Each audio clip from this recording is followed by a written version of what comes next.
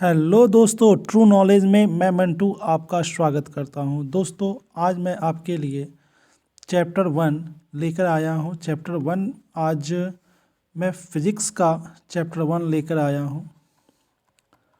Physics का chapter 1 जो आपका 11th क्लास स्पेशल है। दोस्तों, 11th क्लास के बच्चे लोग और साथ में कंपटीशन के भी बच्चे लोग इस चैप्टर को देख सकते हैं। चैप्टर 1 है मात्रक, विमाएँ तथा मापन, यूनिट्स, डायमेंशंस एंड मेजरमेंट। दोस्तों, मैं आपके समक्ष आज इस चैप्टर को पढ़ने जा रहा हूँ। आप लोग इस पढ़े हुए बातों को ध्यानपूर्वक सुने और याद रखें। दोस्तों, चलते हैं हम अपने टॉपिक के तरफ। तो सुने, फिजिकल क्वांटिटी मतलब भौतिक राशि। भौतिक राशि दोस्तों, हम अपने कहे गए बातों को दोबारा तिबारा भी बोल सकते हैं क्योंकि इससे आपको याद होगा। तो दोस्तों, नेक्स्ट आगे है, जैसा कि यहाँ लिखा गया है, राशि जिसे मापा जा सके, जिसके द्वारा विभिन्न भौतिक घटनाओं को नियमों के रूप में समझाया तथा व्यक्त किया जा सके, भौतिक राशि कहलाती है। ये भौतिक राशि का डिफिनेशन हो गया। सिंपल भाषा में, राशि जिसे मापा जा सके तथा जिसके द्वारा विभिन्न भौतिक घटनाओं को नियमों के रूप में समझाया या व्यक्त किया जा सके, भौतिक राशि कहलाती है। उदाहरण के लिए लंबाई, द्रव्यमान, समय, बल आदि। दूसरे शब्दों में कहे तो जीवन में विभिन्न घटनाएं जैसे खुशी, दुख आदि भौतिक राशियां नहीं है। ये खुशी ये भौतिक राशि नहीं है। दुखी ये भौतिक राशि, इसे माप नहीं सकते हैं हम कि कितना आप खुश हो। हम इसे दुख को माप नहीं सकते हैं कि आप कितना दुखी हो। इसलिए ये भौतिक राशियां नहीं है, क्योंकि इन्हें मापा नहीं जा सकता। भौतिक राशि का परिमाण ज्ञात करने के लिए दो समान भौतिक राशियों की तुलना करने के लिए तथा भौतिक नियमों अथवा समीकरणों को सिद्ध करने के लिए मापन आवश्यक होता है। किसके लिए? सिद्ध करने के लिए मापन आवश्यक होता है। यदि मापेंगे नहीं तो हम किसी चीज़ को सिद्ध नहीं कर पाएंगे। नेक्स्ट पैराग्राफ है, भौतिक राशि को इसके परिमाण तथा मात्रक द्वारा प्रदर्शित किया जाता है। उदाहरण के लिए 10 मीटर का अर्थ वह लंबाई है जो 1 मीटर लंबाई की 10 गुनी है। 1 मीटर लंबाई की कितनी गुनी है? 10 गुनी है 10 मीटर। यहाँ 10 दी गई राशि का आंकिक मान है। आंकिक मान को संख्यांक मान भी कहते हैं, संख्यांक भी कहते हैं। तथा मीटर से राशि का मात्रक प्रदर्शित होता है। मीटर से राशि का मात्रक क्या होता है? प्रदर्शित होता है। अतः भौतिक राशि को व्यक्त करने में हम एक मात्रक चुनते हैं। एक मात्रक क्या करते हैं? चुनते हैं। किसको व्यक्त करने के लिए? भौतिक राशि को व्यक्त करने के लिए हम एक मात्रक चुनते हैं तथा फिर ज्ञात करते हैं कि वह मात्रक दी गई भौतिक राशि में कितने गुने तक है। 10 गुना है, 20 गुना है, 30 गुना है, कितने गुने तक है। अर्थात भौतिक राशि Q बराबर परिमाण गुने मात्रक। मतलब परिमाण को n से डिनोट करते हैं, n मतलब नंबर, और मात्रक को यूनिट से डिनोट करते हैं, U मतलब यूनिट। जहाँ n आंकिक मान को हम लोग संख्यांक भी कह सकते हैं। n के जगह पर 1 2 3 4 ... रख सकते हैं। को तथा यू मात्रक को प्रदर्शित करता है। अतः भौतिक राशि की निश्चित मात्रा को व्यक्त करते समय यह स्पष्ट है कि जैसे ही मात्रक u परिवर्तित होता है, मात्रक परिवर्तित होता है, u परिवर्तित होता है, परिमाण n भी परिवर्तित हो जाता है। ठीक है, n भी क्या होता है, परिवर्तित हो जाता है, संख्या भी बदल जाते हैं। परंतु गुणनफल NU मतलब नंबर और यूनिट अपरिवर्तित बना रहता है, मतलब NU सब जगह रहता है, अर्थात NU इज इक्वल नियतांक, मतलब N1 और U1, N2 U2, मतलब इधर हम किसी राशि को मीटर में मापते हैं तो हम इधर फीट में भी माप सकते हैं।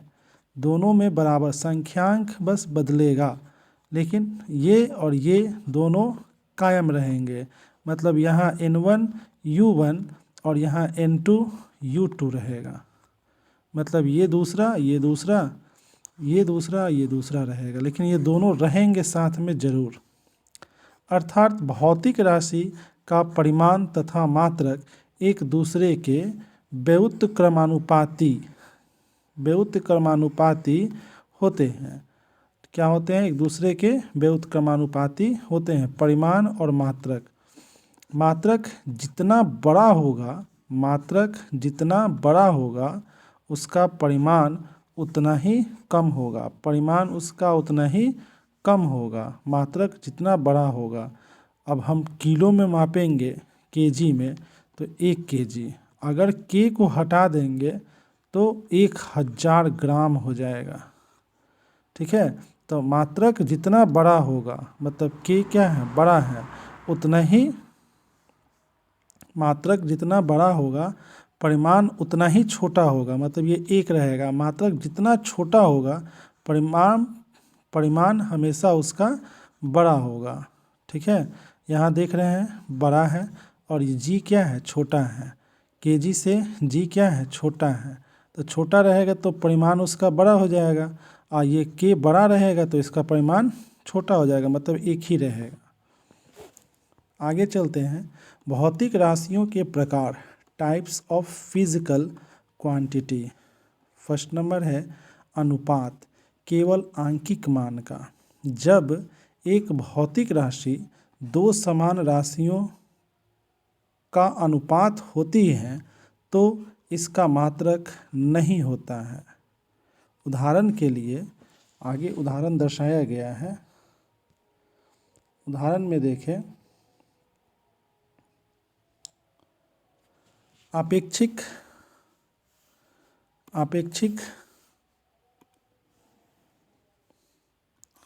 आपेक्षिक घनत्व बराबर वस्तु का घनत्व स्लैश, या इसको अब्लिक भी कह सकते हैं या बटा भी कह सकते हैं, वस्तु का घनत्व बटे 4 डिग्री सेल्सियस पर पानी का घनत्व। अपवर्तनांक, आपेक्षिक घनत्व का ये सूत्र रहा, अपवर्तनांक इज इक्वल वायु में प्रकाश का वेग बटे माध्यम में प्रकाश का वेग। ठीक है, अपवर्तनांक का ये सूत्र रहा, पहला सूत्र, ये दूसरा सूत्र और ये तीसरा सूत्र। विकृति बराबर बीमा में परिवर्तन बटे मूल बीमा। ठीक है, दूसरा नंबर है अदिश, केवल परिमाण। इन राशियों की कोई दिशा नहीं होती, जैसे लंबाई की कोई दिशा नहीं, समय की कोई दिशा नहीं, कार्य की कोई दिशा नहीं, ऊर्जा की कोई दिशा नहीं, तो ये क्या हो जाएगा, अदिश है। ये क्या है, अदिश है, जो सिर्फ परिमाण को शो करता है। भौतिक राशि का परिमाण ऋणात्मक हो सकता है, भौतिक राशि का परिमाण जो होगा वो ऋणात्मक हो सकता है।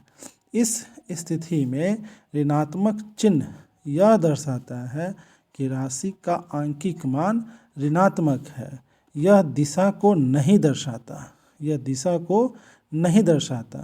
ऋणात्मक और धनात्मक ये दिशा को नहीं दर्शाता है, इसलिए ऋणात्मक भी हो सकता है, धनात्मक भी हो सकता है। यहाँ पर आगे चल के कहेगा अदिश राशियों को योग अथवा अंतर के समानतः नियमों की सहायता से जोड़ा अथवा घटाया जा सकता है। थर्ड नंबर, सदिश परिमाण और दिशा दोनों हो, जिसके परिमाण और दिशा दोनों हो।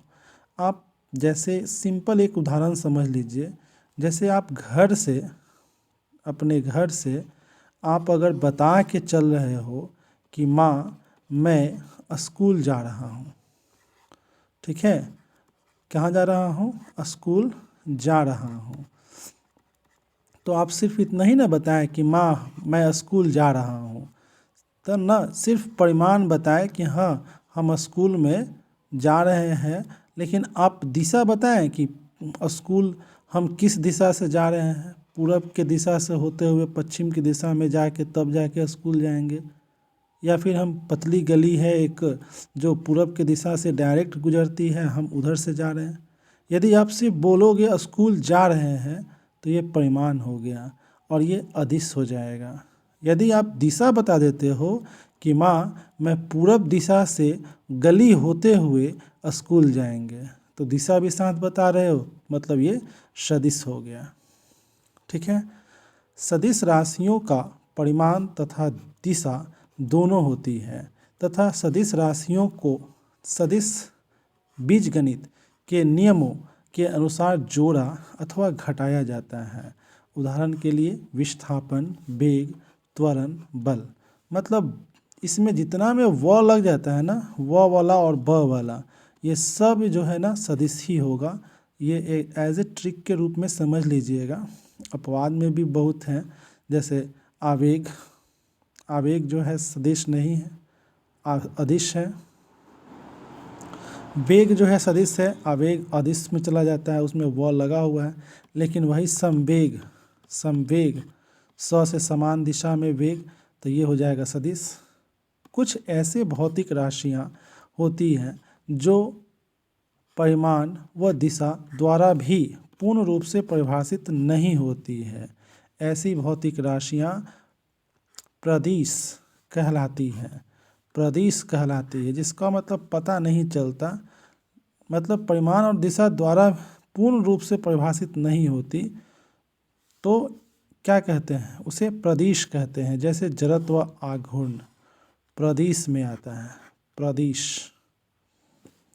अब देखिए, ये जैसे जैसे नए वैज्ञानिक लोग आए, वो लोग जो है नए नए नाम दिए, सदिश दिए ही, अदिश दिए ही, और सदिश अदिश के बीच वाले भाग को प्रदिश नाम दे दिए। भौतिक राशियों को प्रदिश कहते हैं, जैसे जड़त्व आघूर्ण। ठीक है, मूलभूत तथा व्युत्पन्न राशियाँ, फंडामेंटल एंड ड्राइव्ड क्वांटिटीज़। मूलभूत राशियाँ प्रकृति में विद्यमान कई भौतिक राशियों में से कुछ ही राशियाँ ऐसी हैं जो अन्य राशियों से स्वतंत्र होती हैं तथा इन्हें परिभाषित करने के लिए अन्य भौतिक राशियों की आवश्यकता नहीं होती, अतः इन्हें निरपेक्ष राशियाँ कहते हैं। इन राशियों को मूलभूत राशियाँ अथवा मूल राशियाँ भी कहते हैं। मूल राशियाँ का डिफिनेशन हो गया, ठीक है, क्योंकि अन्य राशियों इन पर निर्भर नहीं रहती। मूल राशि एक ऐसी राशि है जिसमें अन्य राशि पर यह निर्भर नहीं करती है तथा इन राशियों के पदों में व्यक्त की जा सकती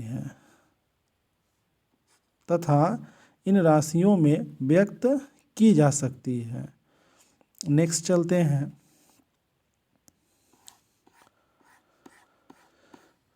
व्युत्पन्न राशियाँ, व्युत्पन्न राशि के बारे में चलते हैं, जानते हैं व्युत्पन्न राशि क्या है। तो व्युत्पन्न राशि, जिसको हम लोग ड्राइव्ड यूनिट भी कहते हैं, अन्य सभी भौतिक राशियों को मूलभूत राशियों की विभिन्न घातों से भाग अथवा गुणनफल द्वारा व्युत्पन्न किया जा सकता है। अतः ये राशियाँ व्युत्पन्न राशियाँ कहलाती हैं। आप सिंपल से जानिए, जैसे हम आयतन का लिखते हैं तो आयतन का जो है हम लोग LBH लिखते हैं ना, फार्मूला है LBH। तो L का मान 2 मीटर ना, B का मान 3 मीटर और H का मान 4 मीटर। तो संख्यांक का तो गुना कर देते हैं, 2 तिहाई 6, 6 4 के 24, लेकिन मीटर मीटर मीटर तीनों लगा हुआ है। तीनों मूल मीटर क्या है, मूल राशियां हैं। अब ये तीनों मूल राशियां मिलेंगे तो घात में व्यक्त हो गए MQ। जब MQ बने तो यहाँ पर ये MQ आयतन का क्या हुआ, मात्रक हुआ, जो MQ व्युत्पन्न राशि होगा। MQ क्या होगा, व्युत्पन्न राशि या होगा। अतः हम आयतन को व्युत्पन्न राशियाँ के रूप में जानेंगे। यदि यदि यदि लंबाई को मूलभूत राशि के रूप में परिभाषित किया जाए तो क्षेत्रफल और आयतन लंबाई से व्युत्पन्न हो जाते हैं, लंबाई से ही व्युत्पन्न होते हैं। क्षेत्रफल का भी क्षेत्रफल का क्या होता है, जैसे लंबाई गुने चौड़ाई, आयत का क्षेत्रफल, लंबाई गुने चौड़ाई LB आयत का क्षेत्रफल ना। तो L का मान लेते हैं 2 मीटर और इसका 3 मीटर, तो 2 तिहाई 6 मीटर स्क्वायर हुआ ना। मीटर स्क्वायर क्या है, क्षेत्रफल का। तो ये दोनों M कहाँ से आया, मूल राशियाँ से ही आया। तो मूल राशियों से जब मिलकर जब राशियाँ गुना होते हैं और घात में व्यक्त होते हैं तो उसे व्युत्पन्न राशि कहते हैं। आगे देखते हैं, क्रमशः 2 अथवा 3 साथ व्यक्त किए जाते हैं। कहे नहीं, क्षेत्रफल का 2 हो जाता है और आयतन का 3 हो जाता है, और इस तरह से व्यक्त कर देते हैं। आप नोट याद रखिएगा, यांत्रिकी में लंबाई, द्रव्यमान तथा समय मूलभूत राशियाँ चुनी गई है। हालांकि भौतिक राशियों का यह समुच्चय अद्वितीय चयन नहीं है। वास्तव में हम यांत्रिकी में कोई भी 3 राशियाँ मूलभूत राशियों की तरह ले सकते हैं, तो अन्य राशियाँ इनके पदों में व्यक्त की जा सकती है। उदाहरण के लिए, यदि चाल तथा समय को मूलभूत राशियों के रूप में लिया जाए तो लंबाई व्युत्पन्न राशि बन जाती है। लंबाई क्या बन जाती है, व्युत्पन्न राशि बन जाती है। ठीक है, क्योंकि लंबाई अब चाल गुने समय ले लिया गया, चाल गुने समय ले लिया गया। लंबाई अब चाल गुने समय ले लिया के रूप में व्यक्त की जाएगी, तथा यदि बल, त्वरण, मूलभूत राशियाँ ली जाए, बल और त्वरण मूलभूत राशियाँ ली जाए तो द्रव्यमान को बल बटे त्वरण से परिभाषित किया जाए तथा यह व्युत्पन्न राशि परिभाषित किया जाए तो यह व्युत्पन्न राशि कहलाएगा। ठीक है, तथा लिखा हुआ है तो लिख लीजिएगा। मूलभूत व्युत्पन्न मात्रक, मूलभूत तथा व्युत्पन्न मात्रक, फंडामेंटल एंड ड्राइव यूनिट्स को हम लोग मात्रक कहते हैं। ड्राइव्स का मतलब व्युत्पन्न और फंडामेंटल का मतलब मूलभूत। सामान्यतः प्रत्येक भौतिक राशि को परिभाषित करने के लिए एक मात्रक की आवश्यकता होती है। ठीक है, भौतिक राशि को परिभाषित करने के लिए एक मात्रक की आवश्यकता होती है। अतः ऐसे प्रतीक हम लोग प्रतीक मान लेते हैं कि कोई भौतिक राशियों के लिए कई मात्रक अवश्य होने चाहिए। यद्यपि ऐसा नहीं है, यह पाया गया है कि यदि यांत्रिकी में हम कोई 3 स्वच्छ भौतिक राशि के मात्रक चुन लें तो यांत्रिकी में अन्य भौतिक राशियों के मात्रकों को इनके पदों में व्यक्त किया जा सकता है। इस उद्देश्य के लिए द्रव्यमान, लंबाई तथा समय स्वेच्छतः चुनी गई भौतिक राशियां हैं। अतः यांत्रिकी में द्रव्यमान, लंबाई तथा समय के किसी भी मात्रक को मूलभूत अथवा निरपेक्ष अथवा मूल मात्रक कहते हैं। अन्य मात्रक जो इन मूलभूत मात्रकों के पदों में व्यक्त किए जा सकते हैं वे उत्पन्न मात्रक कहलाते हैं। उदाहरण के लिए प्रकाश वर्ष अथवा किलोमीटर मूल मात्रक है। प्रकाश वर्ष और किलोमीटर मूल मात्रक है क्योंकि ये लंबाई के मात्रक हैं। ये लंबाई के मात्रक है। प्रकाश वर्ष और किलोमीटर मूल मात्रक है क्योंकि ये लंबाई के मात्रक है। लेकिन क्योंकि ये लंबाई के मात्रक है, जबकि सेकेंड पर पावर -1 और मीटर पर पावर स्क्वायर अथवा kg/मीटर व्युत्पन्न मात्रक है। यदि बटा में या पावर में लग जाए तो वो व्युत्पन्न मात्रक है। प्रकाश वर्ष सिंगल रहे, किलोमीटर सिंगल रहे तो वो व्युत्पन्न मात्रक नहीं है, मूल मात्रक है। क्योंकि ये लंबाई, द्रव्यमान और समय के मात्रकों से व्युत्पन्न किए गए हैं। मात्रकों की पद्धति सभी प्रकार की भौतिक राशियों के लिए मूलभूत तथा व्युत्पन्न दोनों मात्रकों का समुच्चय मात्रकों की पद्धति कहलाती है। ठीक है, आप सिंपल वे में जान लीजिए, सभी प्रकार की भौतिक राशियों के लिए मूलभूत तथा व्युत्पन्न दोनों मात्रकों का समुच्चय मतलब दोनों को जोड़कर, जब दोनों जुड़ते हैं तो इसी को कहते हैं मात्रकों की पद्धति कहते हैं। प्रचलित पद्धतियाँ निम्न प्रकार है। जैसे फर्स्ट पद्धति का नाम है CGS पद्धति। अन्य भी पद्धतियाँ हैं जैसे MKS पद्धति, FPS पद्धति और SI पद्धति। ये 4 पद्धतियाँ जो है ना अभी प्रचलित है। अब 4 पद्धतियाँ में आप CGS पद्धति के बारे में अभी जान रहे हो। CGS पद्धति यह पद्धति मात्रकों की गौसीय पद्धति भी कहलाती है। अगर आपसे पूछ दे गौसीय पद्धति किस पद्धति को कहते हैं तो आप बोल दीजिएगा CGS पद्धति को। इसमें G लगा हुआ है, गौसीय G याद कराने के लिए आपको बोल रहे हैं। मतलब C का यहाँ पर सेंटी हो जाता है, सेंटी, और G का ग्राम हो जाता है और S का सेकेंड हो जाता है। ठीक है, और G लगा हुआ है इसलिए गौसीय पद्धति याद रखिएगा, बाकी किसी में नहीं लगा हुआ है। गौसीय पद्धति कहलाती है। इसमें लंबाई, द्रव्यमान तथा समय मूलभूत राशियों के रूप में ली जाती है तथा इसके संगत मात्रक क्रमशः सेंटीमीटर, जैसा कि अभी बताए हैं। C का मतलब सेंटीमीटर, लंबाई को सेंटीमीटर में मापते हैं। ठीक है, G मतलब ग्राम, ग्राम को G से और सेकेंड को S से मापते हैं। दूसरा नंबर है MKS पद्धति। MKS पद्धति यह पद्धति जॉर्जी पद्धति भी कहलाती है। अब इसमें G तो लगा नहीं है, इस पद्धति को जॉर्जी पद्धति भी कहते हैं। इस पद्धति को जॉर्जी पद्धति भी कहते हैं।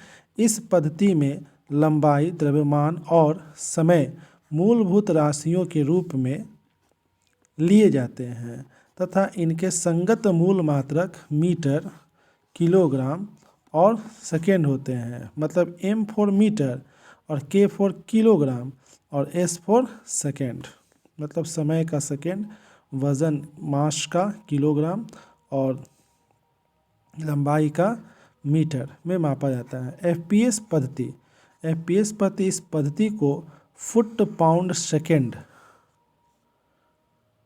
पद्धति भी कहा जाता है। क्रमशः लंबाई को फुट में मापते हैं, द्रव्यमान को पाउंड में मापते हैं और समय को सेकेंड में मापते हैं के लिए मूलभूत मात्रक लिए जाते हैं। इस पद्धति में बल व्युत्पन्न राशि है। इस पद्धति में बल व्युत्पन्न राशि है जिसका मात्रक पाउंडल होता है, कि जिसका मात्रक क्या होता है, पाउंडल। ठीक है, जैसे हम लोग वज़न को मापते हैं ना, वज़न को पाउंड में मापा जाता है और लंबाई को फुट में मापा जाता है और समय को सेकेंड में।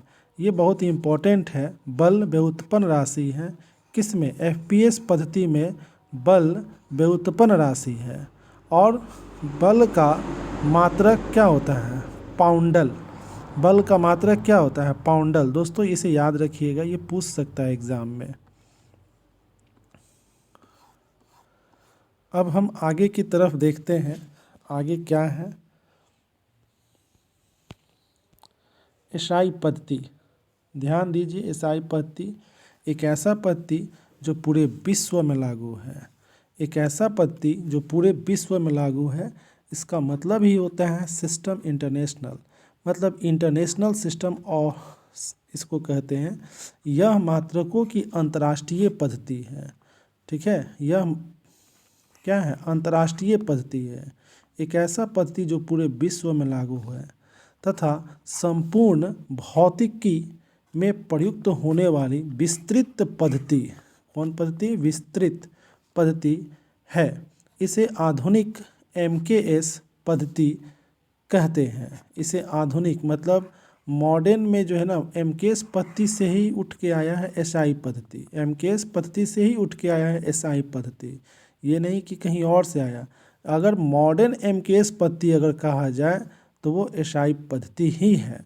इस पद्धति में 7 मूलभूत राशियां हैं जो कि यहाँ पर शो किया गया है टेबल 1.1 में।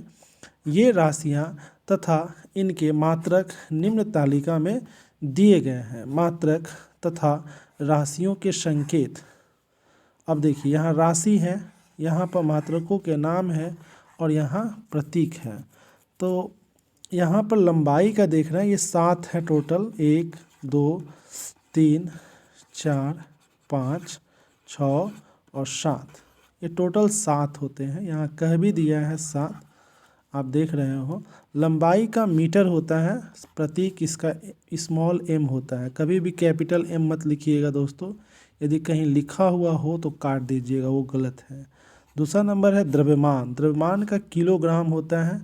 किलोग्राम में यहाँ पर के तो कैपिटल लिखा है, बट यहाँ पर के जो है ना स्मॉल लिखिएगा। ठीक है, किलोग्राम। ठीक है, किलोग्राम में kg। ठीक है, स्मॉल के और स्मॉल जी, kg। यहाँ पर कैपिटल लिखा है, इससे आप यहाँ पर इस कैपिटल मत लिख दीजिएगा, नहीं तो गलत हो जाएगा। कहीं लिखा भी होगा तो काट दीजिएगा। समय का सेकेंड। समय का सेकेंड होता है, स्मॉल s से डिनोट करते हैं। चौथा नंबर है विद्युत धारा। विद्युत धारा का मात्रक एम्पियर होता है। यहाँ पर एम्पियर जो लिखा हुआ है कैपिटल में, इसे आप स्मॉल में ही लिखिएगा, ज़्यादा बेटर रहेगा। ये गलत दिया हुआ है एम्पियर। एम्पियर अगर लिखा जाता है तो ऐसे लिखा जाता है, अगर पूरा फुल लिखा जाएगा तो ऐसे लिखा जाएगा। और संकेत में कैपिटल ए होता है। ठीक है, संकेत में स्मॉल ए नहीं होगा, कैपिटल ए होगा। तापमान। ताप का केल्विन होता है। केल्विन में के कैपिटल होना चाहिए, ध्यान देना है। अगर पूरा केल्विन लिखिएगा तो स्मॉल से लिखिएगा। जब पूरा सेंटेंस का जब वर्ड लिखा जाता है ना केल्विन में, तो स्मॉल में लिखा जाता है केल्विन। पदार्थ की मात्रा का मोल होता है और यहाँ पर मोल का संकेत स्मॉल में होगा, कैपिटल में नहीं। ठीक है, अब यहाँ पर भी मोल लिख दिया MOLE। वैसे तो मोल मतलब तिल भी होता है और मोल मतलब छछूंदर भी होता है। ठीक है, आप उस मोल को मत समझिएगा। यहाँ पर मोल राशि मात्रक का नाम है और पदार्थ की मात्रा राशि है। राशि का मात्रक मोल है, पदार्थ की मात्रा का मात्रक मोल है और संकेत MOL है। ज्योति तीव्रता का मात्रक कैंडेला है। कैंडेला मतलब CD, मतलब कोई भी ज्योति प्रकाश जो है ना कितना तीव्र गति से आ रही है, उसके मात्रा को जो है ना मापता है तो कैंडेला मापता है, जिसका मात्रक CD होता है। स्मॉल CD लिखिएगा, नॉट कैपिटल। उपरोक्त 7 मूलभूत राशियों के अतिरिक्त 2 पूरक राशियां होती हैं। ये दोनों पूरक राशियां हैं, ये दोनों पूरक राशियां हैं। 7 गो तो होबे करता है और साथ में पूरक राशि भी है। भौतिक राशि में समतल कोण का मात्रक का नाम है रेडियन और संकेत इसका RAD रेड होता है। और दूसरा नंबर है घन कोण, जिसको हम लोग ठोस कोण भी बोलते हैं। ठोस कोण याद रखिएगा, ठोस कोण का भी पूछ देगा तो स्टेरेडियन हो जाएगा और इसका संकेत SR होता है स्मॉल में। दोस्तों नोट ज़रूर याद रखिएगा, यदि आप नोट नहीं याद रखते हैं तो ये गड़बड़ हो सकता है। मूलभूत तथा व्युत्पन्न मात्रक के अतिरिक्त हम कई बार व्यवहारिक मात्रकों का भी उपयोग करते हैं।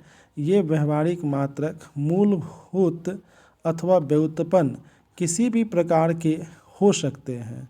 उदाहरण के लिए प्रकाश वर्ष दूरी का व्यवहारिक मात्रक मूलभूत है, जबकि अश्वशक्ति हॉर्स पावर शक्ति का व्यवहारिक व्युत्पन्न मात्रक है। हॉर्स पावर HP में हम लोग मापते हैं।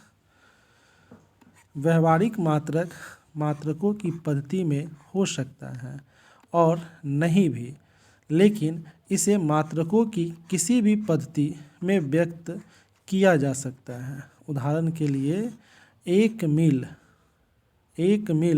मतलब 1 मील, माइल यहाँ लिखा हुआ है। 1 मील इज इक्वल 1.6 किलोमीटर। ठीक है, 1.6 किलोमीटर को हम लिख सकते हैं 1.6 इंटू 10⁻³ मीटर। मतलब k का जो मान होता है ना वो 10⁻³ होता है। तो क्या किया है कि इस k का मान जो है ना यहाँ रख दिया है, तो 1 मील बराबर इतना मीटर होता है। ठीक है, अब हम जानेंगे SI पद्धति में पूर्व लग्न, SI प्रीफिक्सेस। आइए दोस्तों,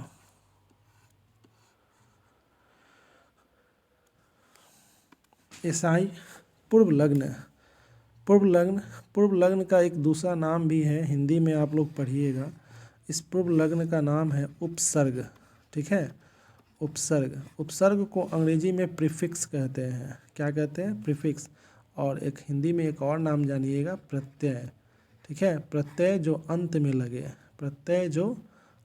लगे। ठीक है, प्रत्यय कहाँ लगता है? अंत में। जैसे हम नयन बोलेंगे, ठीक है, नयन बोलेंगे तो नयन में ये नौ जो है ना ये प्रत्यय हो जाएगा और नय जो होगा वो उपसर्ग हो जाएगा, नयन। चलिए आगे देखते हैं। भौतिकी में बहुत सूक्ष्म माइक्रो से बहुत बड़े मैक्रो परिमाणों का अध्ययन करते हैं। माइक्रो से मैक्रो, जैसे एक ओर हमें किसी परमाणु के बारे में बात करते हैं जबकि दूसरी तरफ ब्रह्मांड की बात करते हैं।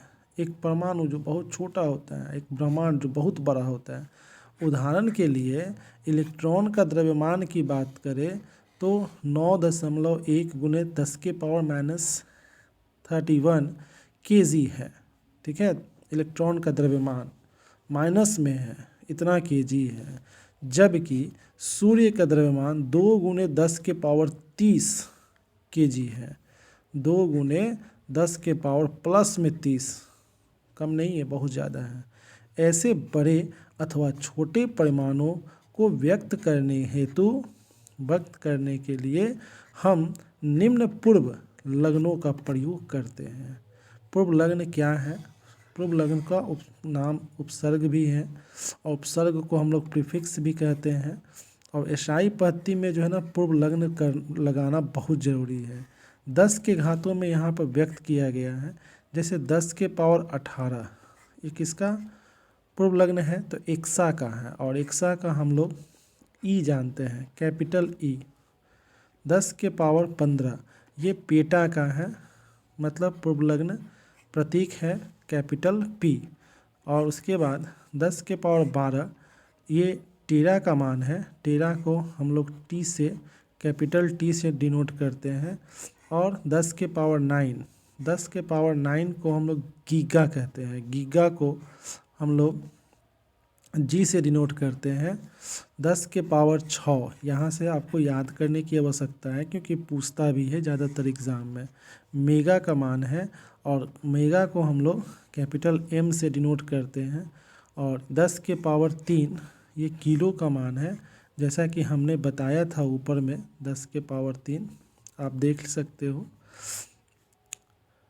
10 के पावर 3 किलो का मान है, और किलो का संकेत जो होता है स्मॉल के होता है। 10 के पावर 2 ये किसका पूर्व लग्न है, तो हेक्टो का है, और इसको हम लोग एच से डिनोट करते हैं। आगे भी चलते हैं, इसका पूर्व लग्न और भी दिया है। दोस्तों स्किप मत कीजिए, पूरा हमारा इस वीडियो को देखें ताकि आप पूरी तरह से फिजिक्स जान लो, सीख लो, समझ लो, और तब हमारे इस चैनल को सब्सक्राइब कर लो। यहाँ पर है 10 के पावर 1, एज ए समझ लीजिए 10 डेका का मान है, जिसका हम लोग नाम प्रतीक है DA। 10 के पावर -1 डेसी का मान है, जिसका संकेत D है। 10 के पावर -2 इसका पूर्व लग्न सेंटी होता है, सेंटी को स्मॉल c से डिनोट करेंगे। 10 के पावर -3 इसी मिली का मान होता है। ये बहुत ही इम्पोर्टेंट है, याद रखिएगा दोस्तों, बार बार याद भूल जाता है लोग। 10 के पावर -6 ये माइक्रो का मान है। माइक्रो का संकेत जो है ना यू आकार का ही होता है, थोड़ा सा नीचे से ऐसे खींच देना होता है बस। ये ग्रीक शब्द है, ग्रीक शब्द का अंग्रेजी लेटर से लिया गया है। 10 के पावर 9 को नैनो से डिनोट करते हैं, और जिसका संकेत स्मॉल n होता है। 10 के पावर -12 जिसको हम लोग पिको के नाम से जानते हैं, और ये क्या होता है स्मॉल p से डिनोट किया जाता है। 10 के पावर -15 ये फेम्टो पूर्व लग्न का मान है। 10 के पावर 15 और इसका संकेत स्मॉल f होता है। 10 के पावर -18 वैसे तो ये 24 तक होता है दोस्तों, 10 के पावर -24 तक होता है। अब 24 तक के बारे के लिए आपको बताया जाएगा, युक्टा वगैरह नाम होता है, युक्टो होता है, युक्टो, ठीक है। 10 के पावर -24 होता है युक्टो, और उसके बाद जेप्टो होता है। 10 के पावर 18 के बाद 3 और जोड़ दीजिए, 10 के पावर 21 का जेप्टो हो जाता है, जिसका पूर्व लग्न का नाम है ए, ठीक है। इसी तरह से इसमें भी आता है, तो इसका स्मॉल y हो जाता है और इसका स्मॉल e हो जाता है, ठीक है। ये याद रखिएगा, स्मॉल ई नहीं होता है, जेप्टो ना है, जेप्टो का ये जेप्टो हो जाएगा 10 के पावर 21, और ये युक्टो हो जाएगा, युक्टो, ठीक है। युक्टो का स्मॉल y हो जाएगा और इसका जेप्टो का स्मॉल z हो जाएगा। वही तरह से उसमें भी होता है, जो जिट्टा होता है और युक्टा होता है, युट्टा। लंबाई, द्रव्यमान तथा समय के मात्रक, standards of length, mass and time. लंबाई, मानक मीटर को प्रकाश की तरंग दैर्घ्य के पदों में परिभाषित किया गया है। इसे लंबाई का परमाणुीय मानक एटॉमिक स्टैंडर्ड कहते हैं। क्रिप्टॉन 86 परमाणु के द्वारा निर्वात में उत्सर्जित नारंगी लाल रंग की इकाई, दहाई, सैकड़ा, हजार, 10,000, लाख, 10 लाख, मतलब 16,50,763.73 तरंगों की लंबाई 1 मीटर कहलाती है। देखिए कितना। क्रिप्टन 86 में, ये ऑब्जेक्टिव में आपको पूछा जाएगा। क्रिप्टन 86 परमाणु द्वारा निर्वात में उत्सर्जित नारंगी लाल रंग की 16,50,763.73 तरंगों की लंबाई 1 मीटर कहलाती है।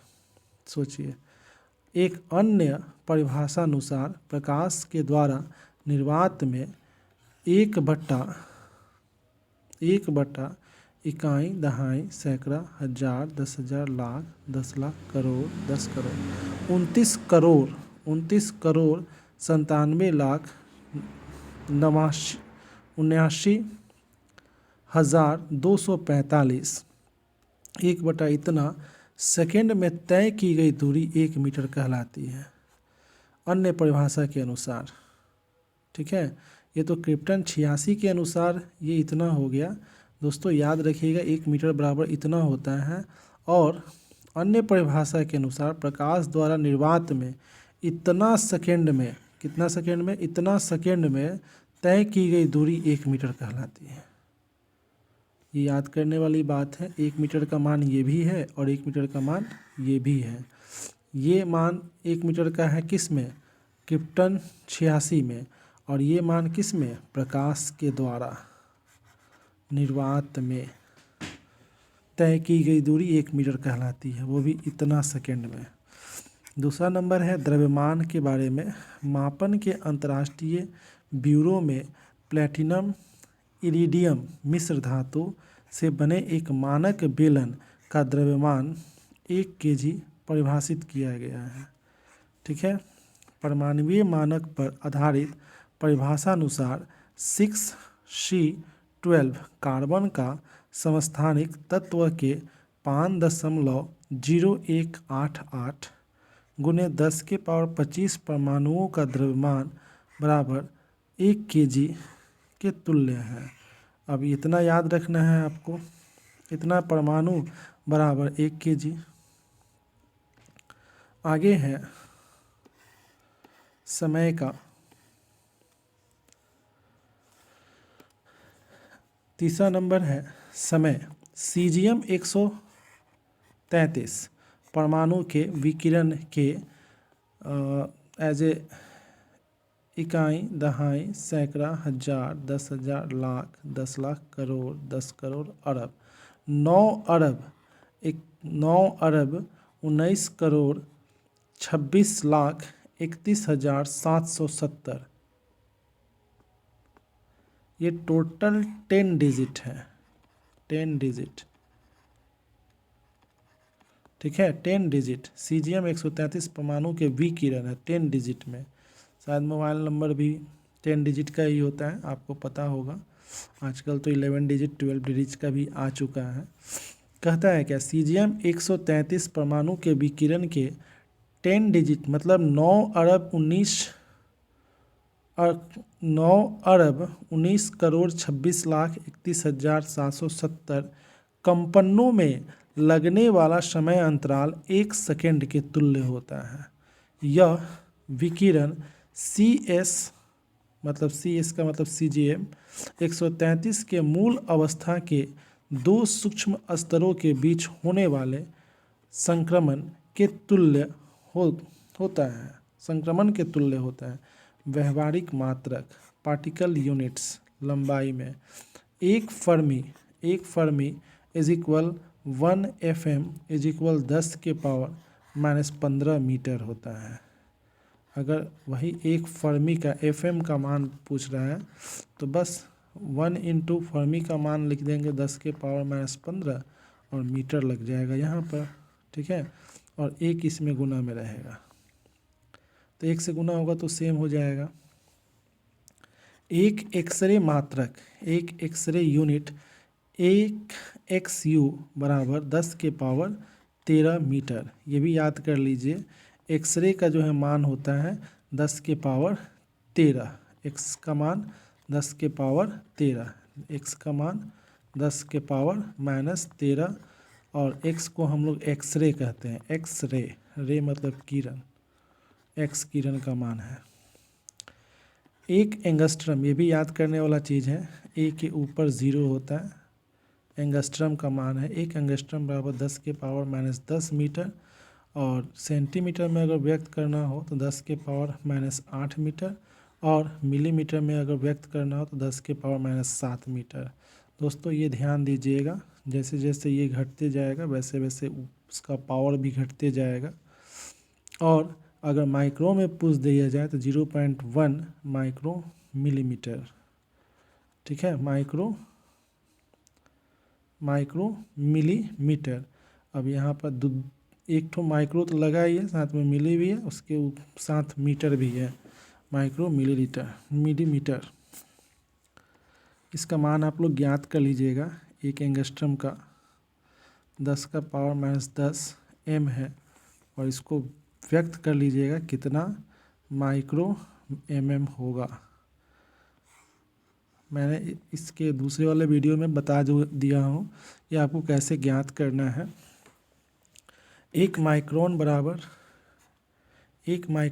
माइक्रोमीटर ही होता है, और 10⁻⁻6 मीटर होता है। एक खगोलीय मात्रक, एक AU का मान इतना मीटर होता है, मतलब A का जो मान होता है ना वो इतना होता है, 1.49 × 10⁻11 मीटर। ठीक है, इसके समरूप में ये भी आ जाता है, मतलब 4 को हटाकर 9 में 9 5 से ज़्यादा था, इसलिए 4 में 1 जोड़ दिया 1.5, और वही चीज़ वहाँ पर लिख दिया है इतना मीटर। अब इसको 1.5 को जो है ना 10⁻11 है। अब यहाँ पर किलोमीटर में व्यक्त करना था 10 जैसे नीचे जाएगा के का मान 15 में इतना में गुना हो जाएगा, इतना किलोमीटर हो जाएगा। ठीक है, ये इसके समरूप हो जाएंगे 8। अब ये 1.5 किलोमीटर है, 1.5 है। जब ये इधर जाएगा तो लगभग हमें लगता है कि ये 1.5 है, तो ये 2 मान लेगा। ठीक है, मानकर 10⁻11 है, तो यहाँ पर 11 में 10⁻3 जो है क्या होगा, घट जाएगा, घटेगा तो 11 में से 3 घटेगा तो 8 हो जाएगा, इतना किलोमीटर। एक प्रकाश वर्ष लाइट ईयर LY बराबर 9.46 × 10⁻15 मीटर, और एक पार्सेक इज इक्वल एक PC इज इक्वल 3.26 प्रकाश वर्ष हो जाएगा। प्रकाश वर्ष क्या है आपको बताए हैं हम, मूल मात्रक है। क्या है, मूल मात्रक, क्योंकि यह अकेला है प्रकाश वर्ष।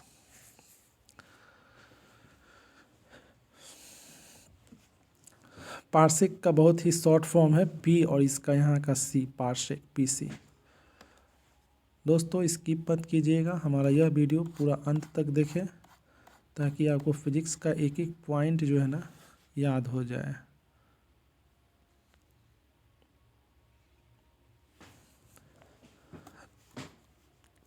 अगला है द्रव्यमान। दूसरा नंबर है द्रव्यमान। चंद्रशेखर इकाई,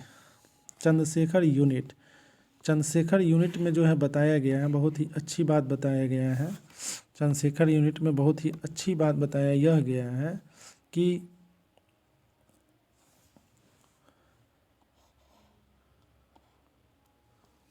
चंद्रशेखर यूनिट में बताया गया है कि एक CSU बराबर सूर्य के द्रव्यमान का 1.4 गुना, मतलब 2.8 × 10⁻30 kg। ठीक है, सीधी सी बात बताया गया है। अगर सूर्य के द्रव्यमान का 1.4 गुना अगर कह दिया जाए तो इतना हो जाएगा, इतना kg। एक CSU बराबर इतना हो जाएगा। एक चंद्रशेखर इकाई सबसे बड़ा इकाई दिखाई दे रहा है। दूसरा नंबर मीट्रिक टन, एक मीट्रिक टन बराबर इतना kg। तो मीट्रिक टन का जो मान होगा वो 1000 kg होगा। मीट्रिक टन का मान 1000 के मतलब अब 1000 kg टन हो जाएगा। 1000 kg बराबर 1 टन होता है, 1 मीट्रिक टन होता है। एक क्विंटल का मान 100 kg हो जाएगा। 100 kg बराबर 1 क्विंटल होता है। परमाणुवीय द्रव्यमान मात्रक एटॉमिक मास यूनिट, एक AMU बराबर 1.67 × 10⁻⁻27 kg। ठीक है, माइनस यहाँ पर लगा हुआ है, ध्यान दीजिएगा। एक AMU बराबर प्रोटॉन तथा न्यूट्रॉन का द्रव्यमान एक AMU की कोटि का होता है। यह द्वितीय द्रव्यमान मानक कहलाता है। द्वितीय द्रव्यमान मानक कहलाता है। ठीक है, कौन? न्यूट्रॉन का द्रव्यमान। अब है समय, समय एज ए टाइम। वर्ष, ईयर। सूर्य के चारों ओर पृथ्वी को अपनी कक्षा में एक चक्र पूर्ण करने में लगा समय 1 वर्ष होता है। कितने वर्ष होता है? 1 वर्ष। 1 वर्ष बराबर 365.25 दिन, यानी 3.156 गुने 10 के पावर 7 सेकेंड। ठीक है, ये आप दोस्तों याद रखिएगा, ये पूछता भी है एग्ज़ाम में कि 1 वर्ष बराबर कितना सेकेंड होगा। तो 3.156 गुने 10 के पावर 7 सेकेंड। ऐसे भी मूल मात्रक की संख्या कितनी है? 7 है, 10 के पावर 7 याद रखिएगा। 1 वर्ष में 3.156 गुने 10 के पावर 7 सेकेंड।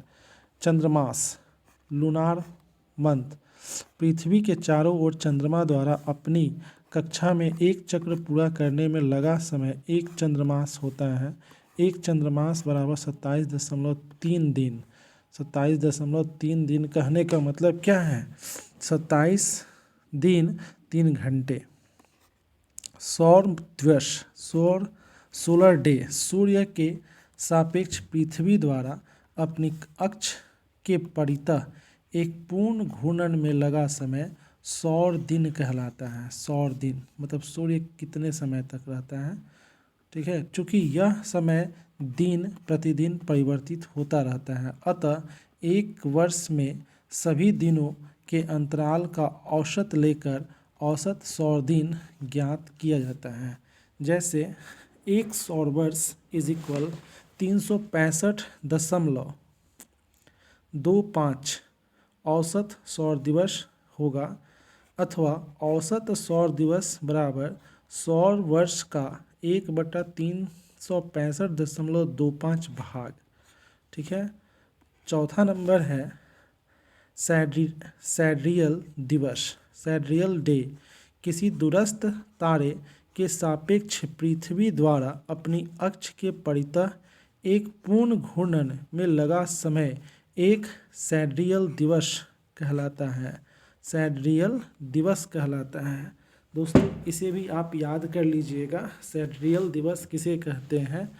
तो इसका सिंपल डिफिनेशन याद रखिएगा, किसी दूरस्थ तारे, दूर तारा के सापेक्ष पृथ्वी द्वारा अपनी अक्ष के परितः एक पूर्ण घूर्णन में लगा समय ना। मान लेते हैं सूरज यहाँ पर है और पृथ्वी जो है ये तारा है, पृथ्वी पूरा चक्कर लगा रहा है।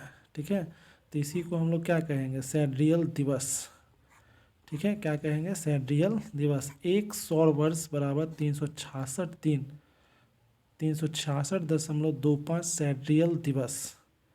ठीक है, मतलब 366 दिन लगभग लगता है जब 4 सौर वर्ष सूर्य को मतलब कि चक्कर लगाया हुआ वर्ष को सैड्रियल दिवस कहते हैं। 365.25 मतलब 6 घंटा।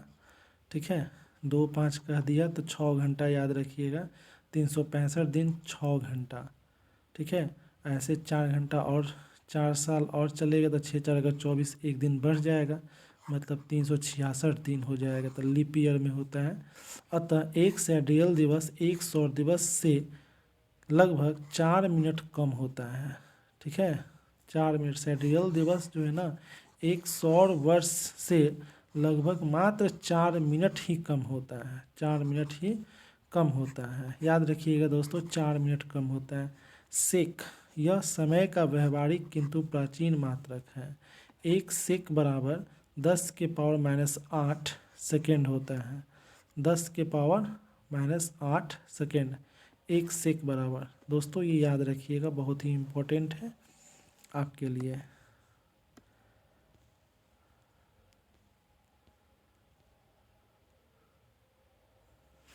आते हैं अब अगले टॉपिक पर, भौतिक राशियों की बीमाएँ। भौतिक राशियों की बीमाएँ, डायमेंशंस। जब किसी व्युत्पन्न राशि को मूलभूत राशि के पदों में व्यक्त किया जाता है तो इसे मूलभूत राशियों की विभिन्न घातों के गुणनफल के रूप में लिखा जाता है। इन घातों को जिन्हें दी गई भौतिक राशि व्यक्त करने के लिए लगाया जाता है बीमाएँ कहलाती हैं। इसे और अधिक स्पष्ट करने के लिए भौतिक राशि बल पर विचार करते हैं। बल बराबर द्रव्यमान गुणे त्वरण, ठीक है, बराबर द्रव्यमान गुणे वेग, द्रव्यमान गुणे वेग बटे समय। त्वरण का होता है वेग बटे समय, तो द्रव्यमान तो है ही, और लंबाई बटे समय, वेग का होता है लंबाई बटे समय, ठीक है। अब ये समय क्या हो जाएगा, नीचे चला जाएगा, और इस तरह से द्रव्यमान गुणे लंबाई और गुणे समय का पावर -2 हो जाएगा, क्योंकि ये नीचे चला आएगा, ठीक है, ये बटा में ना है, यहाँ पर नीचे आ जाएगा। अतः बल की विमाएँ द्रव्यमान के एक लंबाई में 1 तथा समय के -2 है, ठीक है। मतलब यहाँ पर जो है ना ये हो जाएगा, जैसे हम लोग मापते हैं mLT, तो m क्या होता है, द्रव्यमान को शो करता है, l लंबाई को शो करता है, और t समय को शो करता है, ठीक है। तो लंबाई द्रव्यमान में कितना हो जाएगा 1, और लंबाई में भी L1, और समय में मतलब t-2, तो यही हो जाएगा इसकी बीमा। नेक्स्ट आगे चलते हैं।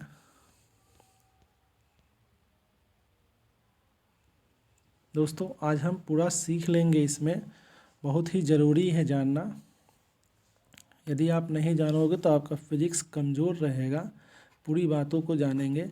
यहाँ भौतिक राशि जिसे मूल राशियों के पदों में व्यक्त किया जाना है बड़े कोष्ठक में लिखा जाता है। बड़े कोष्ठक, यही बड़ा कोष्ठक होता है, लिखा जाता है, जो यह प्रदर्शित करता है कि समीकरण विमाओं के मध्य है, न कि परिमाणों के मध्य। अतः उपरोक्त संबंध निम्न प्रकार लिखा जाता है। जैसे बल F, अब जो हम वहाँ पर लिखे थे M1 नहीं लिखा जाता है, सीधे M लिख देंगे, 1 छिपा हुआ होता है। और L1 जो लिखे थे यहाँ पर ये 1 नहीं लिखना है, क्योंकि यहाँ छिपा हुआ रहेगा। हाँ, t पर -2 है तो वो लिखना पड़ेगा, बड़ा कोष्ठ से इसको घेर लिया जाएगा। मूलभूत राशियों के पदों में भौतिक राशियों का व्यंजक बीमीय समीकरण डायमेंशन इक्वेशन कहलाता है। यदि हम समीकरण के केवल दाहिने भाग पर विचार करें, दाहिना भाग देखिए, ये होता है बायां भाग, ठीक है, और ये होता है दायां भाग, ठीक है, विचार करें तो व्यंजक बीमीय सूत्र कहलाता है। क्या कहलाता है, बीमीय सूत्र कहलाता है। अतः बल का बीमीय सूत्र mLT-2 होगा, t⁻2 होगा। समान विमाओं वाली भौतिक राशियाँ, देखिए दोस्तों, आप इसका हम एक अलग वीडियो बना देंगे, आप बस इसको देख ले, समझ ले। जिसका बीमा जो होता है ना समान होता है, जिसका बीमा क्या होता है, समान होता है, देख लीजिए।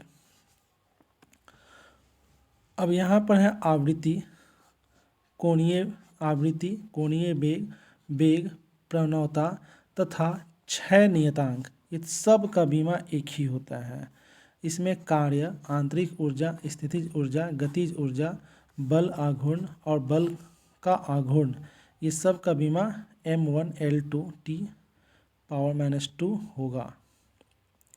फिर उसी तरह से दाब, प्रतिबल, यंग प्रत्यास्था गुणांक, आयतन प्रत्यास्था गुणांक, दृढ़ता गुणांक, ऊर्जा घनत्व, इस सब का बीमा M1L-1 और t-2 होगा।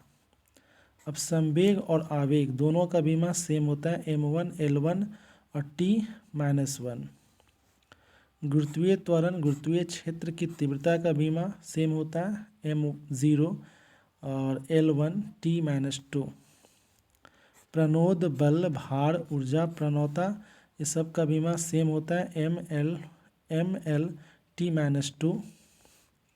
इसमें कोणीय संवेग तथा प्लांक नियतांक दोनों का बीमा सेम होता है, L2 और T-1। पृष्ठीय तनाव, पृष्ठीय ऊर्जा, ऊर्जा प्रति इकाई क्षेत्रफल, इस सब का बीमा M1 L0 T-2 होगा। विकृति, अपवर्तनांक, आपेक्षिक घनत्व, कोण, घन कोण, दूरी, प्रवणता, आपेक्षिक विद्युतशीलता, प्रावैधुतांक, विद्युतशीलता को ही प्रावैधुतांक कहते हैं, आपेक्षिक चुंबकशीलता, पायसन अनुपात, ये सब का बीमा ये होता है M0 L0 और T1, मतलब 1 होता है, संख्यांक हो जाएगा, सब पर तो 0 ही लगा हुआ है, ठीक है, और M0 का मान 1 होता है। गुप्त ऊष्मा और गुरुत्वीय विभव M0 L2 T-2 होगा। ऊष्माधारिता, वोल्ट जमीन नियतांक, एंट्रोपी, सबका बीमा सेम होता है ML2 T-2 θ-1 होता है। उसी तरह से इसकी भी बीमा, ये लोग की बीमा यहाँ पर सूत्र दिया गया है, इन लोग की बीमा भी यहाँ पर दे रखे हैं, सबका सेम हो जाएगा। जहाँ L लंबाई है, G गुरुत्वीय त्वरण है, M द्रव्यमान है, K स्प्रिंग नियतांक है और R पृथ्वी की त्रिज्या है। सबकी बीमा M0 L0 T1 होता है। L/R, ये ऑब्जेक्टिव में आपका आएगा, L/R का बीमा ये होता है M0 L0 T1, ठीक है, जहाँ पे L प्रकत्व, R प्रतिरोध, C धारिता है। उसी तरह से यहाँ पर सूत्र यहाँ दे रखा है, ये सूत्र अलग है, ये सूत्र अलग है, ठीक है। इस सब की बीमा के बारे में पूछ रहा है, सबकी बीमा सेम होती है, ML2 T-2 होगा, जहाँ L I बराबर धारा, T बराबर समय, Q बराबर आवेश, L बराबर प्रेरकत्व, C बराबर धारिता और R बराबर प्रतिरोध। उसी तरह से यहाँ पर भी भौतिकी के प्रयुक्त महत्वपूर्ण बीमाएं दे रखा है। ये सब पर हम एक वीडियो बना देंगे, आप उस वीडियो को देख लीजिएगा और देखकर समझना बहुत ज़रूरी है, नहीं समझिएगा तो फिर दिक्कत करेगा आपको इस सब का। अब आते हैं बीमीय विश्लेषण के अनुप्रयोग। बीमीय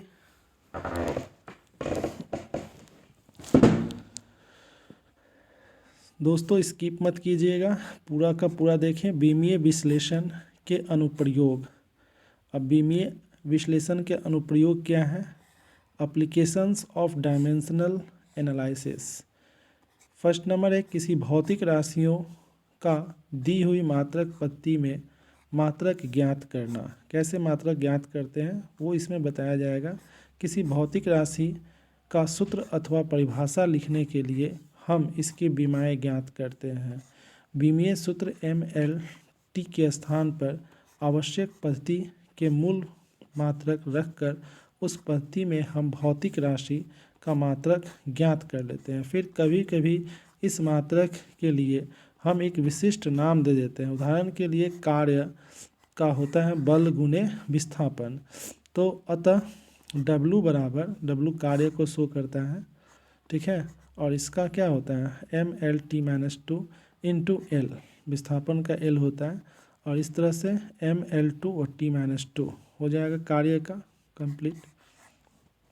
इसी तरह से हम लोग बीमा ज्ञात कर लेते हैं। एक का बीमा पता रहेगा, दूसरा का बीमा निकल जाएगा। चलिए आगे देखते हैं। अतः CGS पद्धति में इसका मात्रक G सेंटीमीटर स्क्वायर और S स्क्वायर है, प्रति S स्क्वायर है, जिसे अर्ग कहा जाता है, जिसे अर्ग भी कहा जाता है। इसी को अर्ग भी कहा जाता है, याद रखिएगा। जबकि MKS पद्धति में kg मीटर स्क्वायर प्रति S स्क्वायर सेकेंड स्क्वायर होगा, जिसे जूल कहा जाता है। अब देखिए इसको हम लोग क्या कहते हैं, जूल भी कहते हैं। kg मीटर स्क्वायर प्रति सेकेंड स्क्वायर को जूल भी कहते हैं। जैसे इसमें CGS में इसको अर्ग कहते हैं और इसमें MKS में इसको जूल कहते हैं। और MKS का नया पद्धति जो है ना, कौन सा पद्धति है, SI पद्धति, ठीक है। दूसरा नंबर है भौतिक नियतांक अथवा गुणांक की विमाएँ ज्ञात करना। चूँकि किसी भौतिक राशि की विमाएँ अद्वितीय होती हैं, अतः हमें सर्वप्रथम ऐसा सूत्र अथवा व्यंजन लिखना चाहिए जिसमें वह नियतांक प्रयुक्त होता हो जिसकी विमा ज्ञात करनी है। तत्पश्चात उस सूत्र में शेष सभी राशियों की विमाओं के प्रतिस्थापित करके अज्ञात नियतांक की विमा प्राप्त की जा सकती है। यहाँ पर दिया गया है गुरुत्वाकर्षण नियतांक। न्यूटन के गुरुत्वाकर्षण नियम से F बराबर G m1 m2 into m2/r² अथवा G बराबर F_r²। ठीक है। अब यहाँ F_r² कहने का मतलब है कि G को हम F के जगह पर रख दिए और F को ला दिए, G को यहाँ रख दिए, G को यहाँ और F को यहाँ रख दिए। तो इस तरह से यहाँ इतना हो गया। ठीक है। सभी भौतिक राशियों की विमाएँ रखने पर अब सब का अपना अपना बीमा रख देंगे। इसमें यहाँ रख दिए m2 का बीमा, यहाँ पर m मास ऑफ इलेक्ट्रॉन होता है, इलेक्ट्रॉन का मास, तो m हो जाएगा द्रव्यमान है। और इस तरह से इसका बीमा G का निकल के आ गया। प्लांक नियतांक, प्लांक के अनुसार E बराबर hv होता है अथवा h बराबर क्या हो जाएगा E/v। ठीक है। इसका क्रॉस मल्टीप्लिकेशन हो जाएगा। ठीक है। इसके नीचे 1 छिपा रहेगा, इसके नीचे 1, तो इसमें 1 गुना होके E इधर आ जाएगा। ठीक है। और ये गुना होके इधर जाएगा hv, तो गुना रहेगा h यहीं पर, v को नीचे भेज देंगे। तो इस तरह से h बराबर क्या हो जाएगा E/v। सभी भौतिक राशियों की विमाएँ रखने पर h का, सभी भौतिक राशि का E का बीमा और v का बीमा तालिका से देख लीजिएगा, रख दीजिएगा। और इसके बाद इसका मान जो कटने वाला है काट देंगे और जो जुटने वाला है जोड़ देंगे। अब जैसे 2 में से 1 घट जाएगा तो 1 बचेगा। L2 तो है ही, m का मान है ही। श्यानता गुणांक पाइशली सूत्र के अनुसार dV/dt is equal pi PR4 और यहाँ 8 NL। ठीक है। अब यहाँ पर n का मान, श्यानता गुणांक को इससे डिनोट किया जाता है, इसका मान यहाँ पर रखेंगे और इसी तरह से सबका बीमा अपना अपना ज्ञात कर लेंगे। ml सबका बीमा इस सब का रखेंगे। पाई का तो बीमा नहीं होता है, बीमाहीन होता है। p का बीमा होता है, फिर r² का बीमा होता है, r4 है ना, तो r त्रिज्या होता है, त्रिज्या लंबाई में मापा जाता है, तो यहाँ पे L हो जाएगा। और इस तरह से सबका बीमा काट छाँट करके इतना आ जाएगा, इसका बीमा ये हो जाएगा। सेम टू सेम ऐसे ही सबका बनाते चलना है, इसका भी वैसे ही है।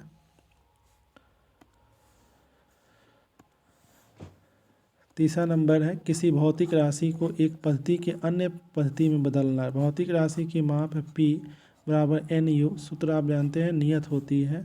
यदि किसी भौतिक राशि x का विमीय सूत्र इतना है, यदि भौतिक राशि के व्युत्पन्न मात्रक 2 पद्धतियों में क्रमशः इतना इतना में है और इतना इतना में है, तो n1 n2 इन दोनों पद्धतियों का आंकिक मान होगा।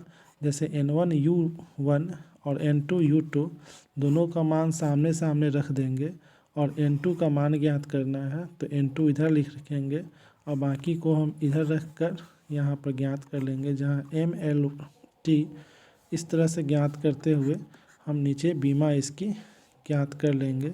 बल का SI किया जा सकता है, उदाहरण के लिए 1 न्यूटन डाइन के रूप में व्यक्त किया गया है। ठीक है। बल का SI मात्रक न्यूटन है तथा इसका विमीय सूत्र mlt-2 हो जाएगा।